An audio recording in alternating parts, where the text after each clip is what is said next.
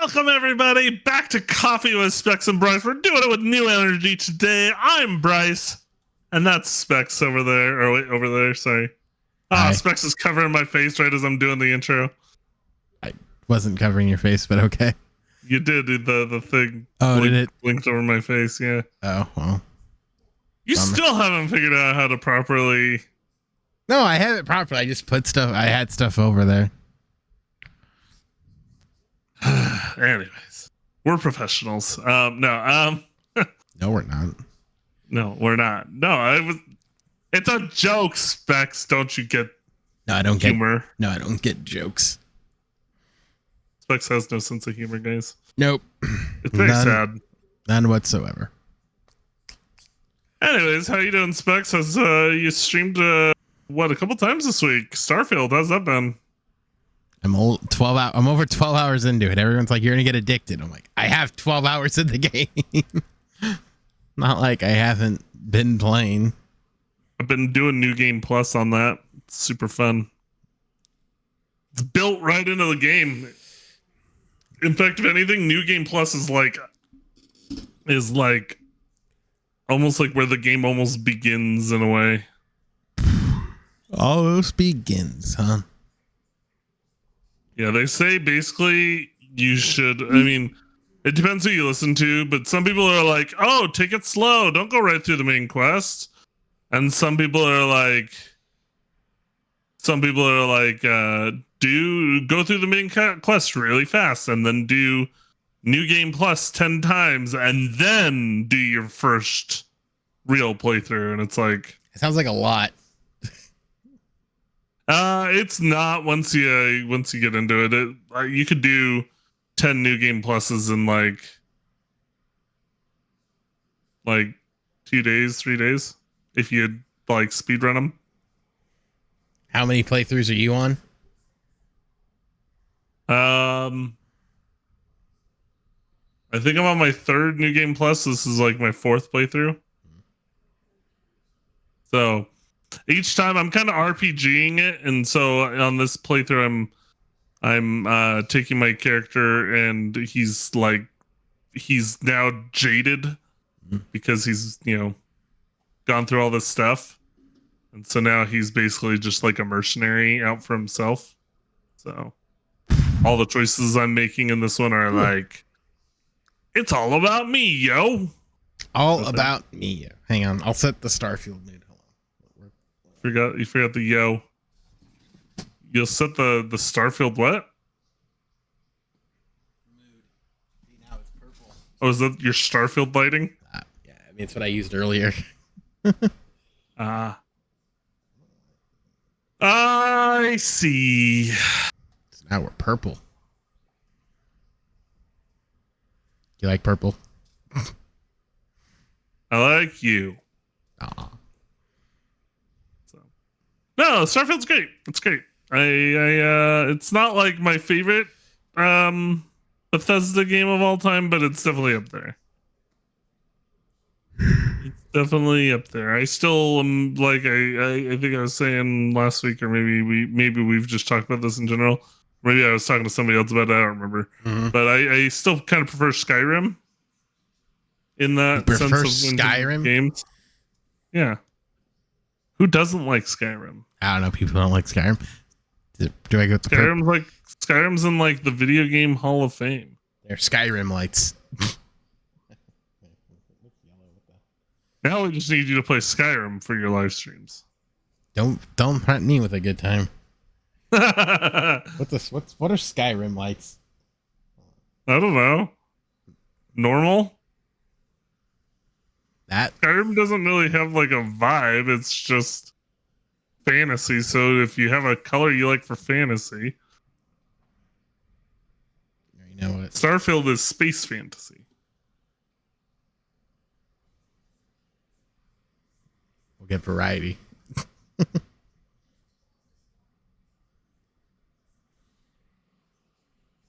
So, no, yeah. I don't know. Do we have much? We covered this quite a bit. The Activision deal finally went through for Microsoft. Yeah, they finally covered the last hurdle from the I think it was the UK or European Union or whatever. The EU couldn't stop it. So the last hurdle was basically they needed them to sell I think it was what do you call it? Cloud gaming, the cloud gaming rights of Activision. Yeah. For the rights to them for like 10 years, so they sold them to Ubisoft for 10 years. And that satisfied all the check marks that they needed, so they're gonna be doing that. So that's finally gonna happen. So Microsoft will now be owning Activision. And yeah. Hopefully they hopefully it will.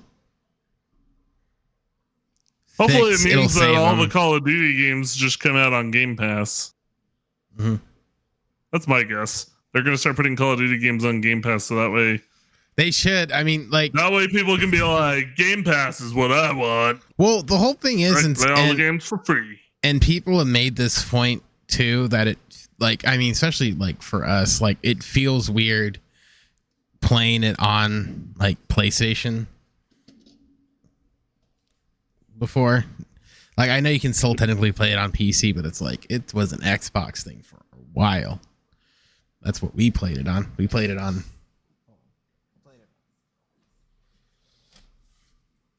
this bad boy. For those, if you're listening on audio, I'm holding up Xbox 360. You don't remember? People don't remember this. People don't remember this thing. But this is what we used to play COD on. Oh, good times back in the day. Till 3 a.m. And sometimes till 6 a.m. Remember you played COD with a girl and her internet shut off at midnight? Vaguely. I think I remember who you're talking about too. That was good times. She sucked. You suck. We went over this earlier. Do you want to relive it? Yes, just for the podcast though. I do nothing if not help you get better content. But on the non-shooter side, the new Mario game came out today. Mario Wonder? Yeah, who cares? Oh, all right. Sorry, I just don't like the art style. He's just like, with it. Nope, we don't want to talk about that. All right, fine. No, we can talk about it. Fine, screw off, Specs. All right. If you like it, Specs, then that's fine. That's fine. You're wrong, but it's fine. But you're the Mario streamer, not me. I don't like the art style of Wonder. Was it Mario Wonder? Super Mario Wonder or something? Yeah. Oh, Super Mario Bros. Wonder. Hey, you're the Mario streamer. I'm just along for the ride. No. I stream Mario Maker. I don't stream like new Super Mario whatever. Well, apparently no one's playing it on Twitch, so I don't know. Is it even out yet? It might not even be out yet. Maybe I'm stupid. Oh, it comes out next week. So you're not gonna. Who cares? I'm just kidding. So you're not gonna play it, is what I'm hearing. All right, good to know. No point for me. All right, fine. All right, well, fine. All he wants is Super Mario Maker 3. Is that it? Super Mario Maker 3? Oh yes, that is what I want. If it ever comes out, I'd be shocked though. I'm sure it's coming out. And then they'll stop making content for it 2 weeks in. Oh, I said, oh, Oh boy. So yeah, no, I don't know. I think sometimes they try too hard to be cutesy with those now, so we'll see. Old ones are classics. Is that why you're a classic? Oh, I am a classic. Because you're turning 31 in 3 hours. As of this podcast, 3 hours. This podcast actually being released, I am 31. He's old. I got 2 months. was gonna say we'll talk about this come December. He doesn't even know. He doesn't even know. 26th. All right, he got it. I was trying to remember because I have like 5 December birthdays that I have to remember. Yeah, no, isn't your sister's birthday? My dad, 2 of my sisters. Yeah. I only remember because I did I think I did something at your place one time when you were out. I think it was before you had Eve, and your oldest sister, who I think I met twice, made the comment of like, "Oh, you'd fit in with our family." So we got like 6 birthdays in December.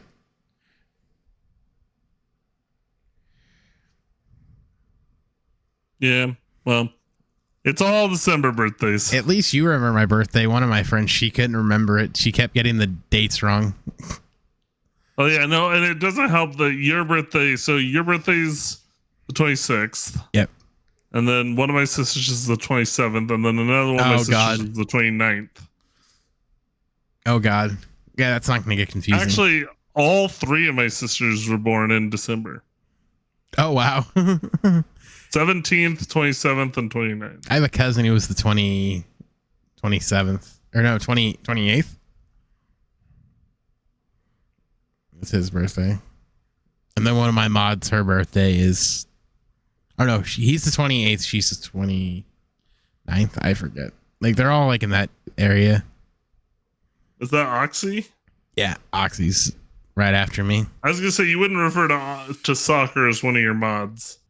No, soccer's September. See, I remembered her birthday. She didn't know mine. So really, who's the better friend? Oh, this guy. Calling people out. This guy. This guy. Who's getting points and who's losing points? I gain points. I gotta pull back. I'm the better friend. This guy. I'm the better I'm friend. all reversed because I wanted to put my stuff on this monitor over here rather than on the monitor I normally look at for streaming. And so, plus, like this look of like not looking at the camera kind of works for the podcast. So, yeah. But anywho, do we want to talk some MLB baseball now, or is there any other video game stuff you wanted to? No, we can go with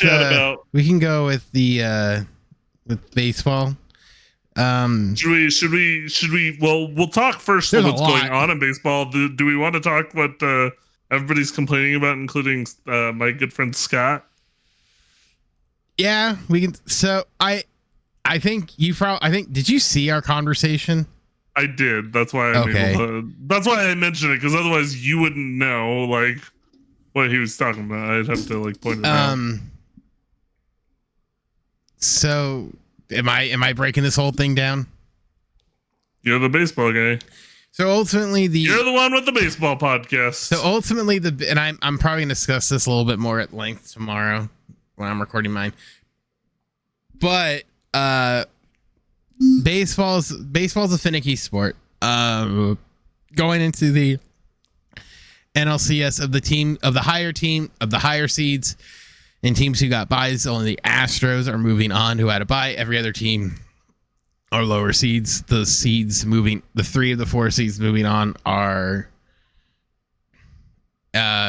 what is it? A 5 every seed. So 2. It's a in the NLCS and the AL, it's the 2 seed versus the 5 seed, and the NL, it's the 4 seed versus the 6 seed. Basically, in the short version, what happened? The 2 higher seeds, the Braves and the Dodgers, both had 5 days off, and in baseball, that's basically a death sentence. It's not like I was telling Scott, it's not like basketball or football where where that time off is good. For baseball, it's not, especially when you're doing what they have to do. And it's going to be a problem. And I know like a lot of people are saying, well, the Astros didn't have a problem, so why does this matter? The Braves manager said. Well, the whole thing is it's one of those bits of like, well, what are you supposed to do? I mean, this is a side discussion, but I think what fired the Braves up fired the Phillies up is literally the dumbest thing I've ever ever by far. And that controversy is the dumbest controversy by far. But that's a discussion for another time. But in terms of like the seeding, there are things wrong with this with how baseball does it. One, the buys. Two, the fact that they don't reseed the bracket is also an issue. So in the NL, you had the Braves playing the 4 seed and the Dodgers playing the 6 seed. That shouldn't happen. It should be 1 versus 6 and then 2v4. That's what it should have been. They didn't reseed. In the AL, they didn't have that problem because it was the 1 seed. The 1 seed played the 5 seed, and then the 2 seed played the 3 seed. So it worked out there. They should have reseeded the NL, but which they didn't. Not that I don't think it would necessarily change the outcome, but that was another issue. But the biggest problem is, what do they do about what do they do with this buy situation? Do they have? I think they either like Scott was saying, it's like, well, why don't they set 2 more teams? I don't think they want to make it 16 teams in. Maybe they do, because they would get another 2 games out of another 2 series out of it. But I don't necessarily see that happening. But I couldn't tell you, unless they want to make it where the series are the higher seed wins, they move on. I honestly, I don't know, because they might have to go to a 16 team playoff, 8-8, and just go. You think that would probably fix all the issues? It would make it. I mean, it would make it to where every team's on an even playing field. So my question is, why don't these teams just in order to keep themselves like going, why don't they just like scrimmage? I told Scott this. You can't really practice that atmosphere with adrenaline pumping and all that, because it is just practice. Like, there is no. Come on, they could just play the Savannah Bananas. Like the Braves did that. The Braves were playing their AAA team in scrimmages the first 3 days. So they only had technically 2 days off, but they still couldn't hit Suarez, Wheeler, and Nola. The Dodgers flat out forgot how to hit and pitch. And the Orioles were just young, so it wasn't too surprising that they weren't going to move on. But it's like I told Scott, I go, maybe these teams like the Dodgers, who didn't have the pitching all year, the Braves, who were almost all one-dimensional, I guess maybe the weaknesses were just exposed in a shorter series. That could have been, maybe that was the likely answer. Is it, the Phillies using the lamest thing ever possible to fire themselves up and make themselves some sort of Vegeta anti-hero? I don't know. But you're going to see, you're probably going to get a repeat of last year's World Series, which I don't want. I'm very over the Astros and their nonsense, but apparently no one can beat them in October. So, because they've been to 7 straight effing ALCSs. So whatever the hell the Astros are doing, just do what they're doing. And it's probably facing mediocre pitching.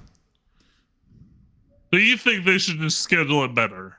I think that's the problem. It has to be, because they made an entire round strictly for ESPN, because ESPN bought the rights for it.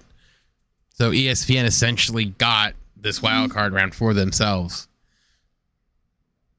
Sure. So it's not like they can be like, hey, we want to go back to a 1-game playoff with the 2 wild card teams, and then that team plays the number 1 seed. They don't necessarily want to do that, but I think they are going to have to look at it. unless you constantly want your high 3 of your 4 high seeds not getting into not moving on to the championship series. Sure. But like I was telling Scott, I go, it easily could have just been like weaknesses are exploited more, or it's that they played more. Could be, but a little bit of both. I don't have an answer. I don't know what the idea I don't is. have an answer. All right, so enough of that. I don't know how to transition back out of that. We took a quick break for me to do something. But talking about baseball playoffs, let's just move on, from the controversy to now just, as we kind of mentioned briefly during all that, you got the Diamondbacks versus the Diamondbacks versus the Phillies. It took me a second to remember who Philadelphia's mascot was, and I wanted to say the mascot, which is really bad because it's the Philadelphia Phillies. But no, oh boy! But then the Astros and the Rangers. Yep. Did any of that catch you off guard? The Phillies. Other than the like NL. the surprises. Yes, the NL. Like, the NL. Other than like the NL. You could explain it away with like the NL. The long breaks, but the NL. If you would have told me, it would have been who surprised you more? Who surprised you more, the Phillies or the Diamondbacks? The Diamondbacks. Yeah, that one surprised me too. I mean, the whole thing is, Corbin Carroll's a good player. Like, he's gonna win Rookie of the Year. He's gonna probably win an MVP at some point. So it's not like it wasn't necessarily like surprising that he did it. It's surprising that they did it like now. They like, I don't know how to describe it. They'll be it's surprising, but I guess it really shouldn't be. But it is. So. But was there anything surprising to you about how the Diamondbacks did it? They slugged. I think there was a stat where it was like the Dodgers starting pitching was like, what was it? Like Kershaw. I was at the USC game, which I'm sure we're going to talk about.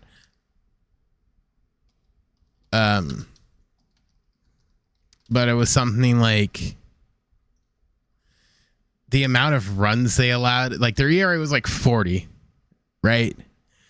So it's not like they were good by any stretch of the imagination. And it's hilarious when they're talking like, we're confident our pitching staff, and it didn't work. But Kershaw playing terribly. All of them. Lance Lynn gave 4 home runs in 3 innings or something like that. Like, you're not going to win games when you're allowing that much to happen. I mean, hasn't that always been the thing about Kershaw though? Kershaw can't pitch Kershaw can't pitch in the playoffs. It was like he had one good playoffs, and everybody's like, he's finally broken his curse. And it's like, no, he had one good playoff. He had one good playoff in a season where he didn't have to pitch that much, and there are so many things when it's like when you're looking at this Dodgers team, and it's one of those things where, again, we come back to like, where's Shohei gonna go?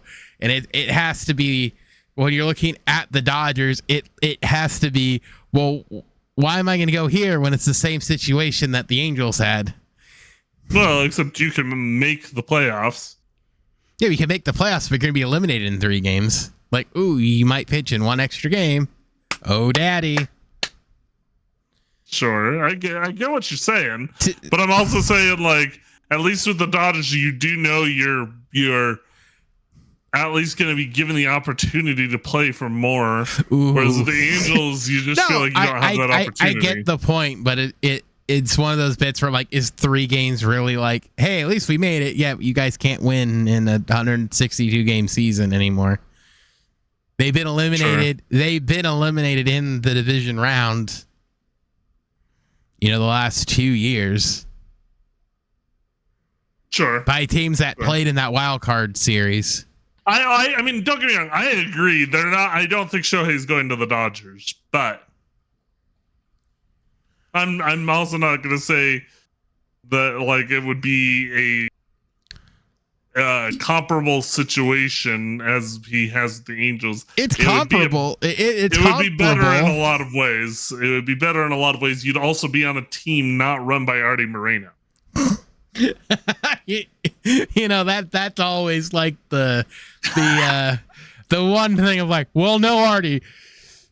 Well, can't argue with that one. You got me there, Chief.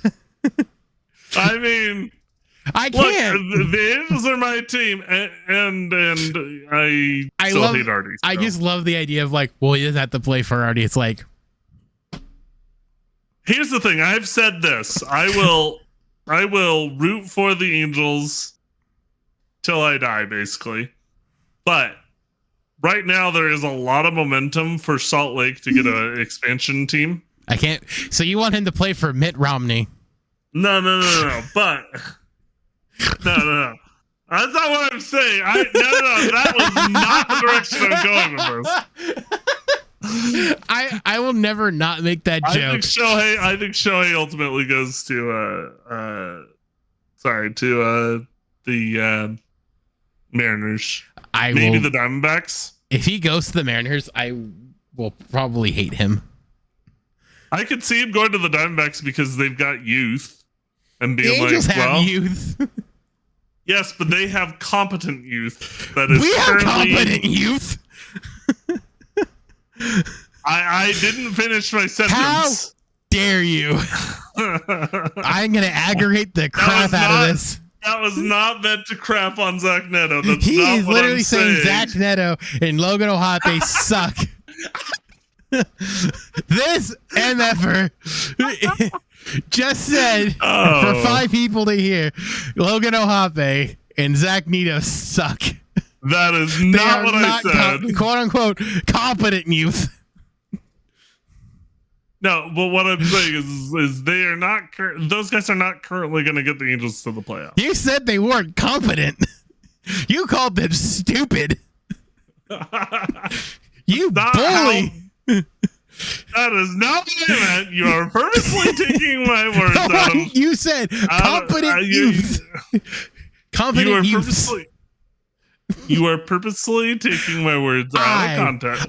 You are purposely taking. Never take your words out of context for content. I never, sir. I am appalled at the accusations. There's gonna be a short of this, isn't there? I will neither confirm nor deny that. I am appalled that I would create a false narrative for content. Post in all the Angels groups on Facebook. I will turn the Ain't Super Halo Bros on you for calling them incompetent. Okay, so first of all, they are my friends. Okay, but you have to put at the tail end of this section. No. Make sure you listen to the full podcast for clarity, because that's not what I'm saying. He called them dumb.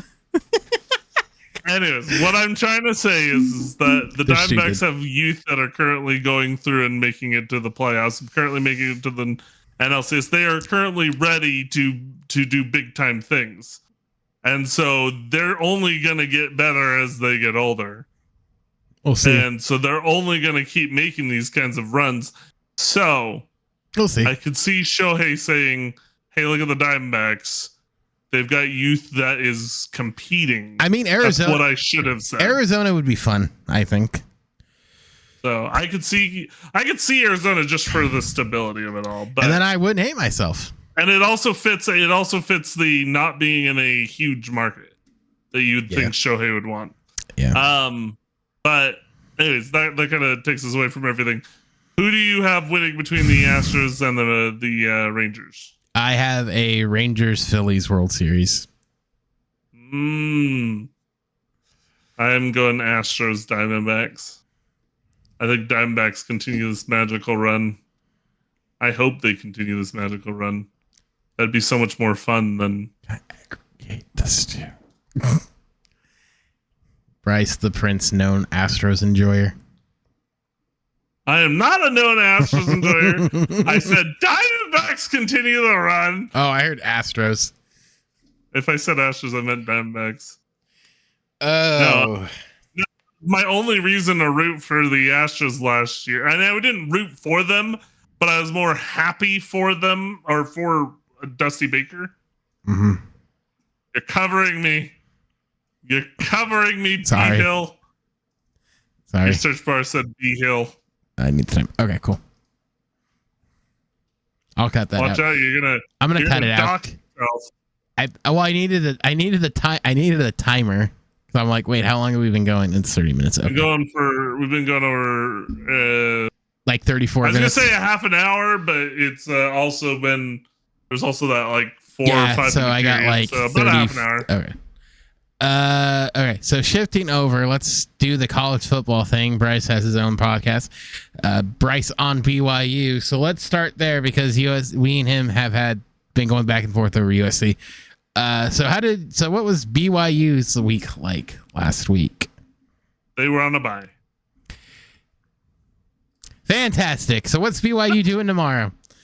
They're taking on TCU. TCU. Keaton Slovis is going to lead us to the promised land, get us to 5 wins, and we'll just be 1 win away from TCU coming a bowl in our first year in the Big 12. So. TCU coming in at a whopping 3-3, notably their first loss of the season coming to Coach Prime and them Colorado Buffaloes.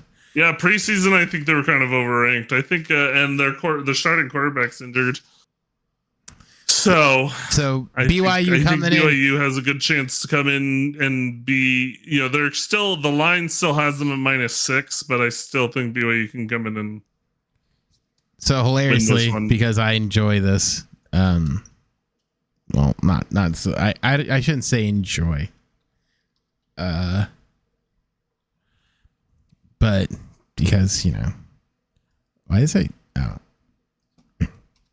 Because I just want to sometimes make Bryce suffer to make him believe. So in terms of where they are in the standings, they are 1-1 in conference play, very much alive in the Big 12 with a overall record of 4-1, probably being 5-1, going 2-1 in the conference, which will be fascinating if they can kind of continue this run. I don't think they will, but hey, maybe they upset Oklahoma. I think that they personally they play both Texas and Oklahoma this year. Do you play them both at home? No, we play Texas on the road, Oklahoma. I mean, Oklahoma, but we've beaten Texas on the road before. Yeah, Texas is that's October 28th, so that's next week for you guys, and they are the number 9 seed. No, that's 2 weeks. You have another bye? No. Oh, I'm sorry. For whatever reason, it didn't have Texas Tech on this little. I'm just stupid. I can't read.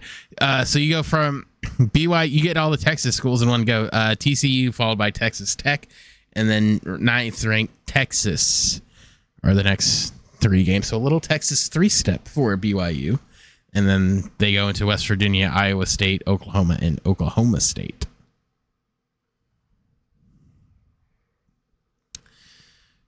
So interesting kind of go abouts for him, and hilarious. I mean, funny enough, if you're kind of looking at BYU at it in a like all the way, they really could be undefeated if they played a little better against Kansas. They could be 5-0. That is like the big thing is like there was a couple big mistakes in that Kansas game. You could be sitting here and ESPN would be like, wow, this BYU program coming in hot, instead of it's like, okay, yeah, this BYU teams beat teams that they probably could beat. And even when they beat TCU tomorrow, it's a weaker TCU team. It's going to be one of those games where, again, people are like, well, probably should beat TCU. Yeah. So Texas Tech could be an interesting one for you guys in the following week. Yeah, well, so they beat TCU and then they beat Texas Tech. Then that takes them into Texas, 1 loss. And if they beat Texas, then they've suddenly got the 2nd spot.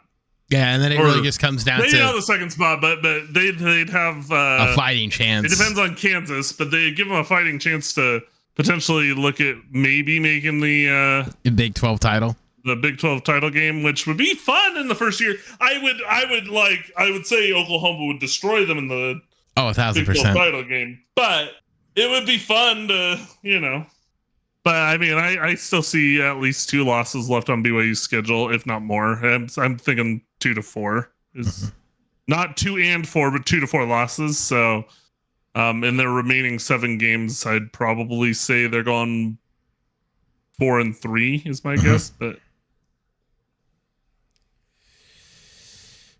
we'll see.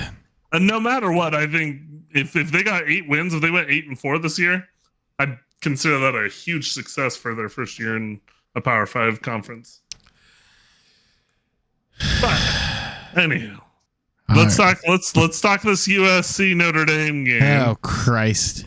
All right, so I teased Specs here, and I said USC is going to lose tomorrow, but I don't really think that. USC is entering essentially hell to end this year. They play 4 out of their 5 out of their next 6 games are against ranked opponents.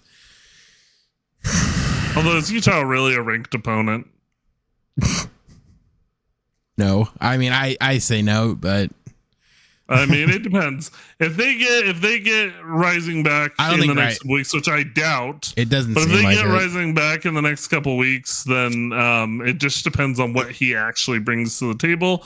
They seem to have a lot more offensive problems than just Rising, but sometimes you can say that, and really a lot of things stem. If you have quarterback issues, it makes other issues look like they're there, when really the issue's still just if you don't have a good quarterback, then you can zone in on those other things. And on top of it too, we're looking ahead, but with Utah, even if Rising is back, how good would he be with, what did he have? An ACL or something injury? So originally it was announced to be an ACL tear, but it was an ACL tear. If it's an ACL tear, he ain't playing at all this year. But it does seem like they've been sort of teasing him coming back, like all season. I mean, that's what they've been doing. That's kind of the Cam Rising weird gamesmanship you get from Kyle Whittingham. So, well, I mean, we were talking about earlier with USC. It's college. You don't necessarily get injury reports. Oh yeah, no, I mean that's totally the case. Although it's interesting because now with all that, you're getting into this space of like NIL. You're making almost as much money as you would as if you were a rookie in the NFL for a lot of these kids, and it's like, should we not start holding them to the same kind of accountability that we hold NFL players to? You're probably gonna have to, but I mean, Kyle Whittingham certainly thinks that Utah's in the Big Ten in the next few years. Yeah, but no, I mean, I don't mean this necessarily in the bad way, but it does seem like Kyle Whittingham sort of, and Utah in general, are kind of looking to next year, not caring as much, it seems like, about this year. Sure. At least that's the feeling I'm getting from them, that they're kind of like, we don't care. None of this matters. Which, take it for what it's worth. Or we can say, I'll say it, maybe Kyle Whittingham's going to leave and he really doesn't give a crap. But nevertheless, USC, God. All right, one game at a time. Last week effing sucked. It was the worst. I was at this game. It was the worst game I've ever seen USC play in all my years of watching USC football. Granted, my buddy who I went with still believes, and he made a couple of good points. I don't necessarily know if you believe him, but I'm going to throw him out there because I think there is some. There might be something to them. Maybe they're not, and we're just trying to cope and be like, we're not as bad as we think we are. Option 1. All these unranked teams, mainly Arizona and Colorado, were playing up to USC because that's their big game, is playing USC. So because of that, they're having everyone else, all the competition's playing up to them. They're attacking them and being more aggressive than they normally would be. You're smiling because you know I'm just trying to make myself feel better. 2, they're playing very, very vanilla on offense because they don't want to show what they can do because of this gauntlet they have going through. They have, I believe, the toughest schedule here on out. So they didn't necessarily want to show what they have in the playbook, so the playbook wasn't as open as it would be. Now it's going to start opening up more. So it's going to be less vanilla, less... You mean vanilla on offense or vanilla on defense? Both. Where it's going to be less of this, like... You can hold on. See, you can it less creative, I guess. I don't think that's necessarily the case. Hold on. But vanilla on offense, they've scored at least 40 points every game. What I mean by vanilla is what I like is what they've been doing. Like, have they done anything spectacular, you'd say, on offense outside of just scoring? Well, I mean, that's they don't have to do anything spectacular because they have elite guys. I know that, but what I'm trying to say is, if you have this much credit, but if you have, they have an elite offense. Yeah, I know, but what I'm saying is, if you have that elite offense, why would you run just a very basic offense with like more advanced players? Are they doing that? Why run anything else? No, maybe that's it. Maybe it's just like, hey, we don't have to do like the trickery, like the more like, you know, other stuff. Maybe they don't have to do it. Or something else. You tend to do trickeration more. Like, look at Georgia and their run the past couple of years. They run very, very fundamental offenses. So maybe that, and it's not because their offensive coordinator doesn't have it in him to call crazy plays. I don't. It's because all they have to do is say, hey, we're going to hand it off to our running back who's great. Yeah. And we're going to throw it when we need to. So, I mean should I really be complaining when the average offense is, when they're scoring more than 40 points a game? Should I really be like, well, that offense is kind of... You definitely should. But no. I mean, and I'll also say this. I mean, maybe if you're concerned, your concern might be coming more from the fact that they haven't played anybody yet, so their offense hasn't really been tested by a good defense yet. The best defense they faced was Colorado, but even that wasn't at full strength because they didn't have Travis Hunter. A Colorado team that had given up like 60 points to Oregon the week before. I don't know that Colorado's defense is all that good either. So it's like, I mean, the whole thing is, it's like I can understand some concern, but looking to Notre Dame. When it comes to this, I'm not scared of Notre Dame as probably I should be, because they lost to Louisville, and that's an awful loss. They lost to Ohio State because Al Golden can't count to 10. I jokingly made a comment earlier this week, I think on Twitter. I made the comment of, well, maybe it'll just be a who can be stupider on defense, Al Golden or Alex Rich. If that's the case, maybe we have a shot, because apparently Al Golden's dumber than a bag of Dorn, is dumb as bricks, you know? I fully don't expect to be Nostradamus again this week. So, but my actual quote was, because on the prognosticator, ESPN's analytics, I mean, take that for what it's worth, they're dumber than bricks too, has Notre Dame as the favorite by 61% to 38%. And I said, you know what? Sure. I was at the Arizona game on Saturday, and let me tell you, USC could be in trouble. Granted, Al Gold and Alex Rich could just fight over the title for dumbest DC. In that Caleb Williams, I mean, USC wins. So really, it might just come down to, hey, give Caleb Williams a shot, and Caleb Williams is going to do Caleb Williams things. That's probable. Because what's his face for Notre Dame clearly hasn't been able to do that all season so far. That old 25-year-old man that they have. He should play for BYU with how old he is. Oh man, that was mean. I'm sorry. I fully don't expect.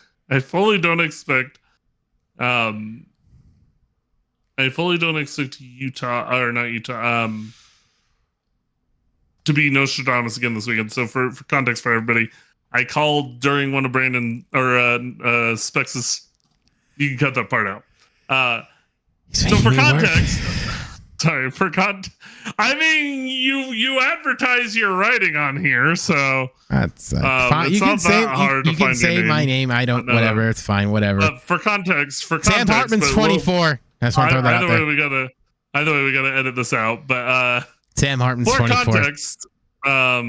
For context, Specs during one of Specs' streams, I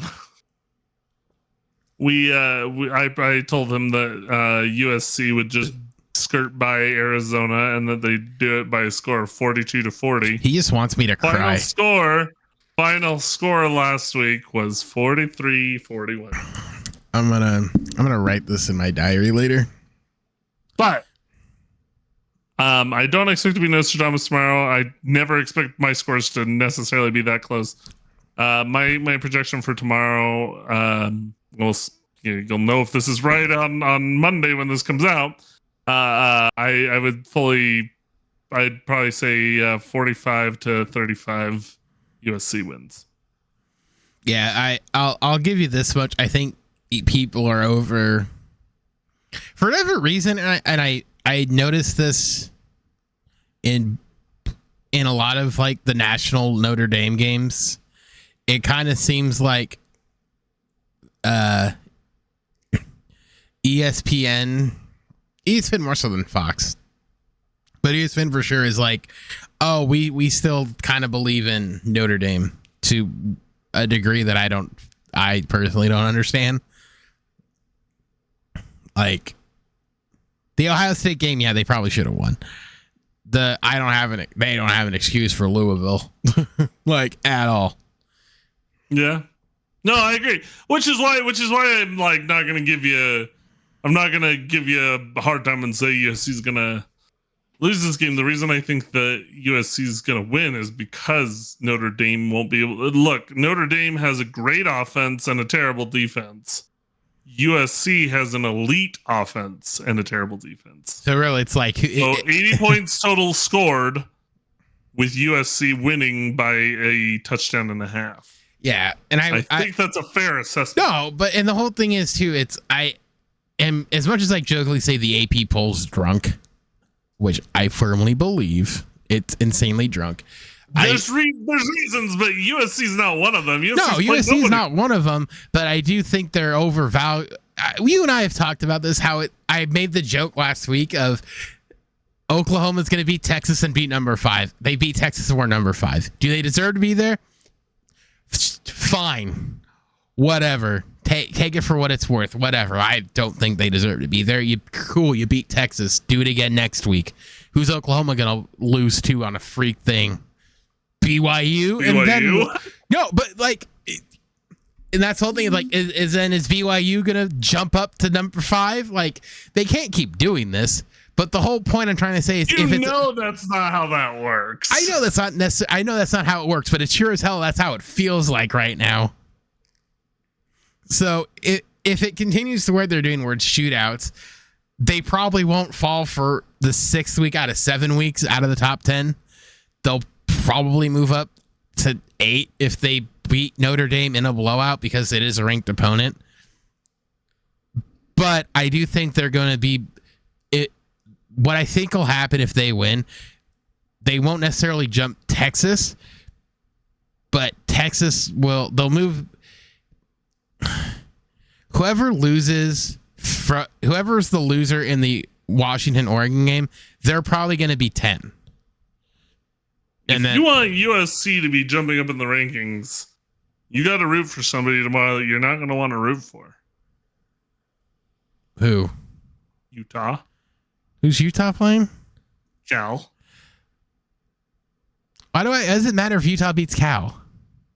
Because if Utah loses to Cal, they might drop out of the top 25. No, that's true. You want USC to be no, you're right, because we were talking. Cal did just they put up a good game against Oregon State. Because we had the conversation last week with Notre Dame Louisville that it was like, well, this is just going to make things harder for USC, but the thing they have going for them is more than likely in back-to-back weeks they're going to be playing a top 10 opponent, because I don't see Oregon falling out of the top 10. I see Oregon falling to 10 if they lose, and I think the winner would jump up to 6. But I don't see the loser of that game falling out of the top 10, which is what USC needs, because then they'll be playing back-to-back top 10 opponents. So if they win and you say they're going to lose both of them, I think you're crazy.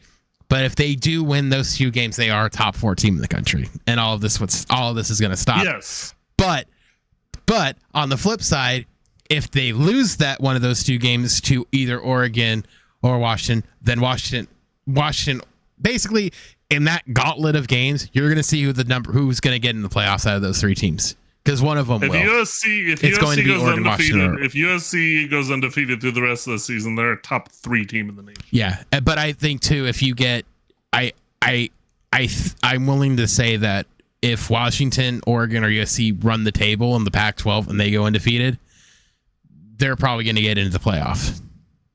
Oh, for sure. No, so realistically speaking, it's just a matter of can USC raise its game now when they need to versus these harder opponents. And mind you, I'll be honest, I don't think they're going to lose both games. I think they beat Washington because that is a home game for USC. They're probably going to lose to Oregon, because in Oregon it's going to be loud. They're going to lose both. They're not going to. You can say there's. I don't think they're going to lose both. I think they do lose to Oregon because it's going to be loud. It's because they're going to lose both. But because they didn't play well against Utah. Come in and wreck that defense. Huh? And Washington's defense is serviceable. I haven't watched a lot of Washington yet. I'm going to tomorrow when they play. So we'll see what happens. But like I said, I don't know. I'm more scared of Oregon in Oregon than I am of Washington in Los Angeles. In LA. Because I at the end, but ultimately too, at the end of the day, as much as you're like they're going to lose, at the end of the day, the one thing USC has is Caleb Williams, and really until someone stops Caleb Williams, which no one has yet, and you can say, well, they haven't played anybody yet, which is fair, but until someone can actually stop him, I can't and I won't bet against him. And maybe that's crazy. What do you mean by stop Caleb Williams? Like actually put him in a position, kind of like last year, I guess, if that makes sense. Why did that come up? Like last year, where I don't know. Maybe did anyone beat him really? Like I guess Tulane, I guess, but that was also defense. Like I don't know, where it's like they make him play on his back foot. Maybe Utah last year, where it's like he's constantly playing off his back foot. He hasn't had that yet. Okay, so my point isn't that Washington is gonna stop them or that Oregon's going to stop Caleb Williams. Your argument is they're going to outplay their defense. They're going to outscore them. I don't necessarily think they're even going to outscore them because this is this is my point. How can you? I don't know. Maybe because this is my point. Is no matter how bad that defense is, their best defense is Caleb Williams' arm. And he hasn't lost a shootout yet this year. Caleb Williams' arm doesn't stop. Yeah, but he hasn't played anybody that would shoot out well. But the whole thing is, okay, let me ask you this question. Let me just ask you this question. The way USC's defense has been thus far, overall, it's been horrendous. It's been horrible. But they have had moments where they do step up and they do stop a team. They've had their moments. If they can continue just to do the minimum and stop them once or twice on a big drive to give Caleb the chance to take the lead, it's worked. It's not like, is that strategy going to hold up? Probably not.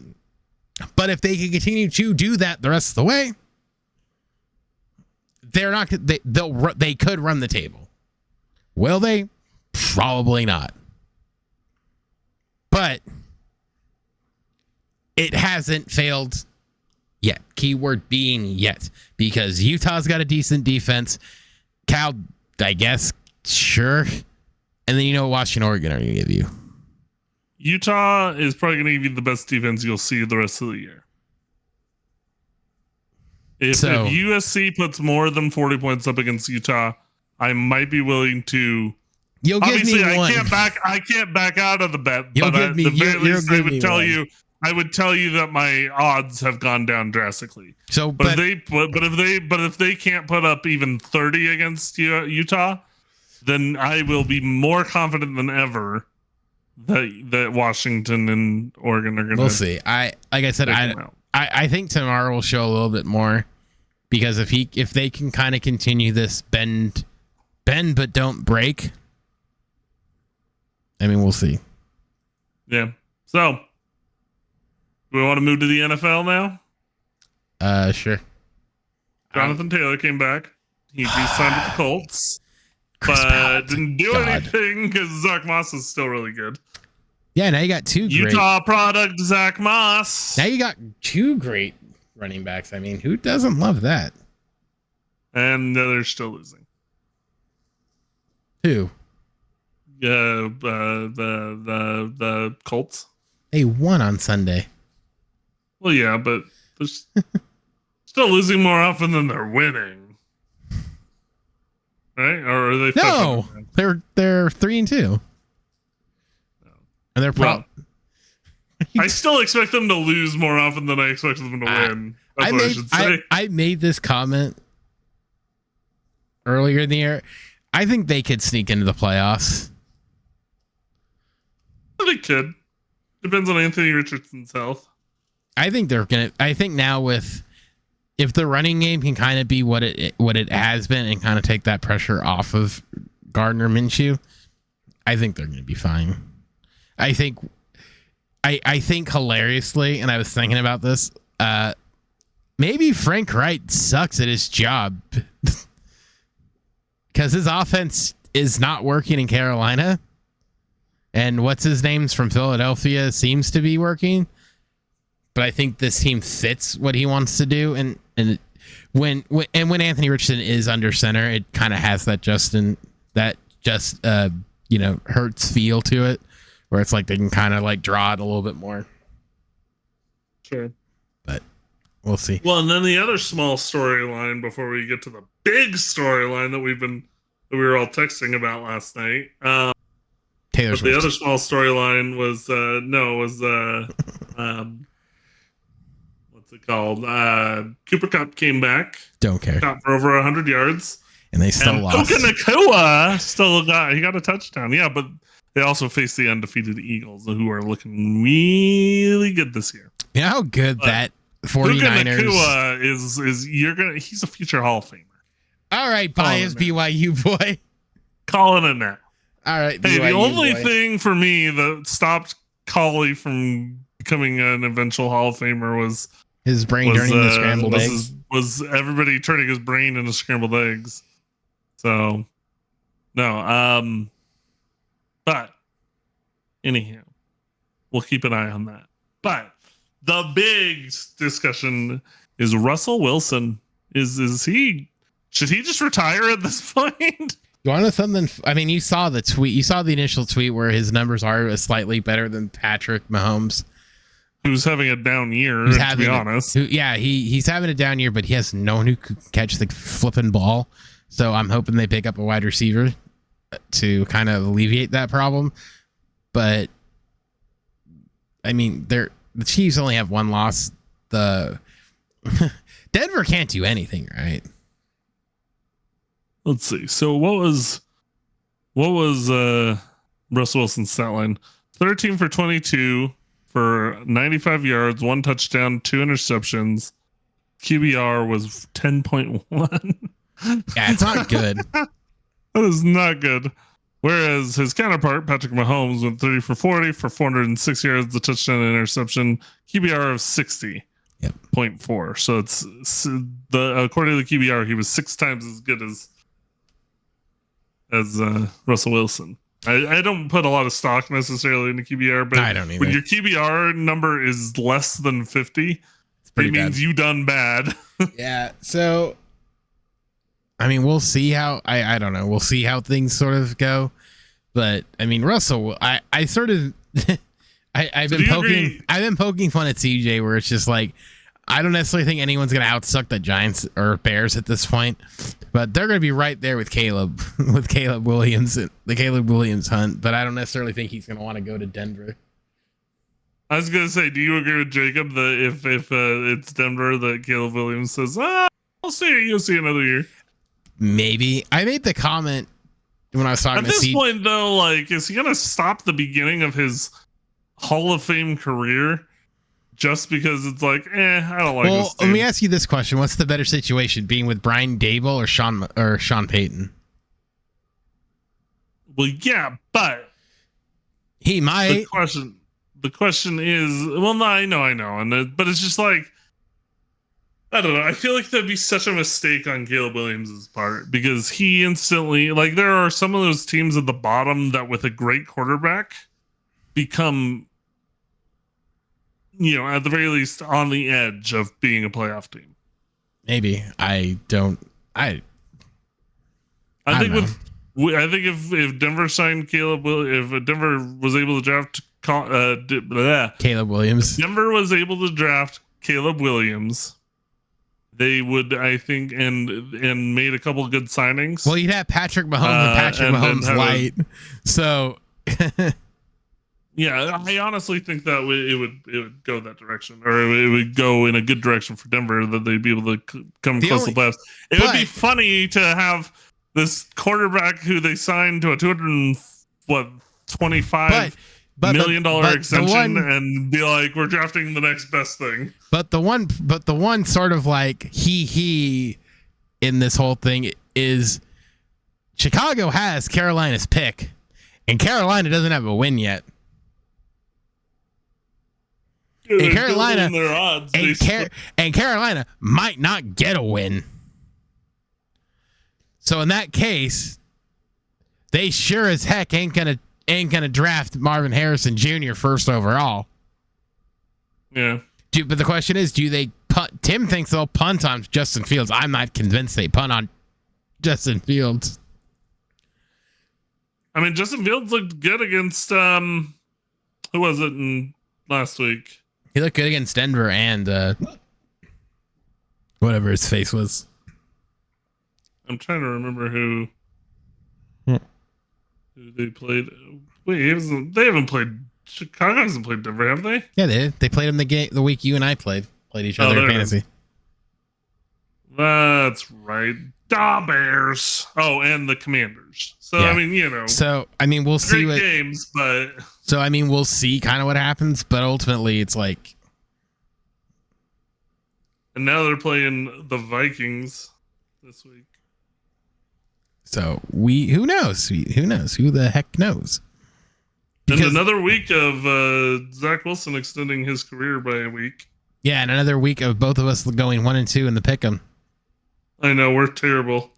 I know what our overall record is. If you guys are using us to place your bets. Place your bets. Yeah, don't. Either that or just go the opposite of whatever we choose. Well, speaking of that, you know what? Speaking of that, you know what time it is? Time to pick 'em. Yeah, time to pick. All right, we both went 2-1 this week. Bryce is gonna have to keep track now because I am out of note paper near me. So get ready to write, champ. I'm gonna have to keep track. Yeah, for this week. I don't have any paper near me either. I'll just write it on a note on my phone. All right, so I guess I start this week. Here we go.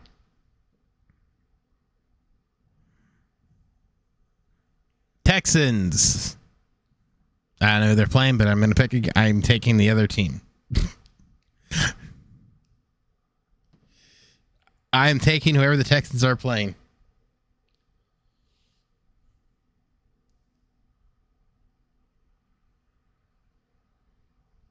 By the way, it's 29-0 Colorado at half. Well, yeah, they're playing Stanford. You might as well be playing North Dakota State at this point. That's mean. Stanford sucks. Yeah, I'm taking BYU didn't have too hard of a time with them last year while they were injured. I am taking the Saints -2. All right. All right, Bryce.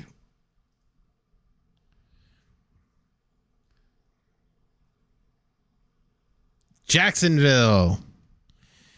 I want to say they're on a bye. Nope, they're playing the Colts. And they are a 4-point favorite at home. I will take the Jags. You filthy slut. I would be dumb not to. Atlanta. I'll take Atlanta -2.5. They are playing the Commanders. Oh, Atlanta has not looked great on offense this year. Good enough to get a win, kind of like USC. We got to respin. Let's go spin again. Yep, I'm not. Now I'll take the Colts. By the way, I get one. The Falcons, you got to do it again. Man, I should just remove them. Fix your wheel. I just got to hit remove. The Lions. I thought for a second it was going to wind up with the Lions have a bye. Do they? Oh wait, no. They play they play the Buccaneers. Play the Bucks. 3-point favorite on the road.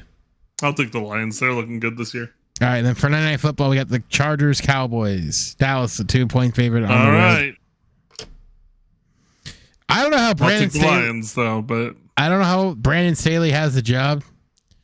But on good conscience, I have to pick the Chargers because I refuse to pick the Cowboys. Will that come back to haunt me? 1,000%. I'll take the Chargers as well because I can't go against my own team. So yeah, you LA fanboy whore. Hey, I just didn't have a team for years and years. You were a Charger fan. Shut your dirty whore mouth, liar. No, I was a Charger fan by default, not because I was passionate about the Chargers. Okay. But now that they both moved to LA and now that they've both got exciting teams, I'm like, okay, all right. I'll go LA. Well, with all that, one's my AFC team, one's my NFC team. Of course, hey, I'm driving this ship. Okay. With all that, this was Coffee of Specs. I was about to say featuring me, but that's the old one. But Coffee of Specks and Bryce, and that's a wrap on all this. I've been Bryce. That's been Specs. I never called him by his real name during this entire recording. Nobody will know ever. So, anyways. Have a good week. Like I said, don't pick what we pick. Go against exactly what we pick because if you're gonna gamble smart and not like Specs and I do. Check out Specs Swings and Bryce on BYU also on Spotify. I made a decision during this episode recording. What? I'm just doing a post-game episode for this podcast. You heard it here today. You heard it here because he didn't do it today. All that being said, we'll see you guys all next week. Bye.